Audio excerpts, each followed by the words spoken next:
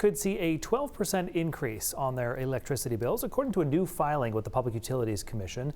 Part of that increase is coming from a growing fee to attract solar companies to Maine to create clean, renewable energy. Chris Costa spoke with Maine's public advocate about these findings. And Chris, it sounds like customers are dealing with a catch-22. Well, sort of. It's either pay more now for clean, renewable energy that slows climate change, or stick with cheaper fossil fuels that intensify those severe storms we've seen recently.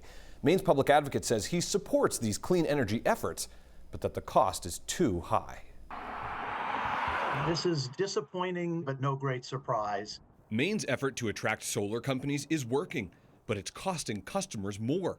And Maine's public advocate says that price is too high. Look, I want to be clear. The Office of Public Advocate is in favor of solar energy. We're in favor of renewable. We've got to phase out the extent to which we rely on fossil fuels to generate our electricity.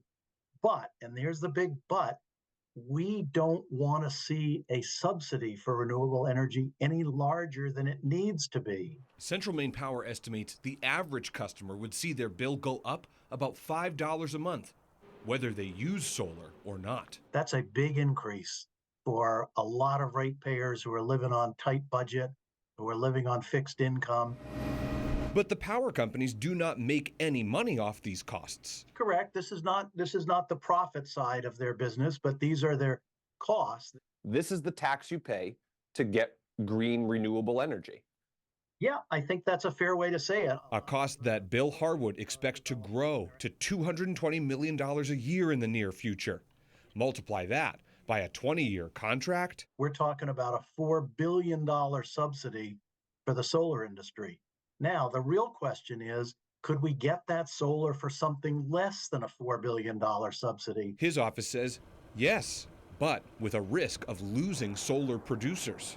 The question is, how big of a carrot do we dangle in front of these people? And once we dangle the carrot, is it okay to say, you know, on second thought, the carrot's a little bigger than it needed to be?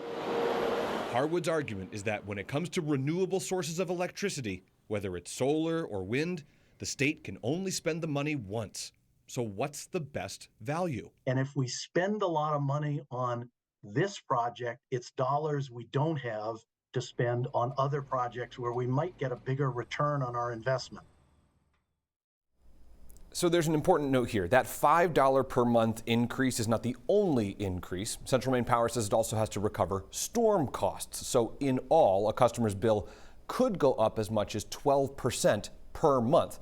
Now, Brian and Amanda, to be clear, these increases, they're not set in stone. The Public Utilities Commission, the Office of the Public Advocate, they're going to spend the next 2 to 3 months taking a deep dive into this filing to see if there's anywhere where they could reduce the costs for customers.